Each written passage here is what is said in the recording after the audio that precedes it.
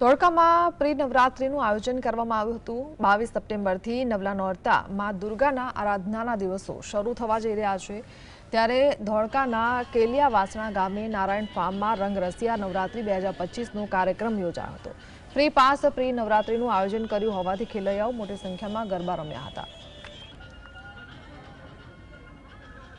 અમે છેલ્લા 3 વર્ષથી અહીંયા ધોળકામાં ગરબા ક્લાસ કરીએ છીએ, પણ અમે પહેલી વાર અહીંયા નારાયણ ફાર્મમાં આવ્યા છીએ તો અમને અમદાવાદ કરતાં પણ વધારે મજા આવી છે।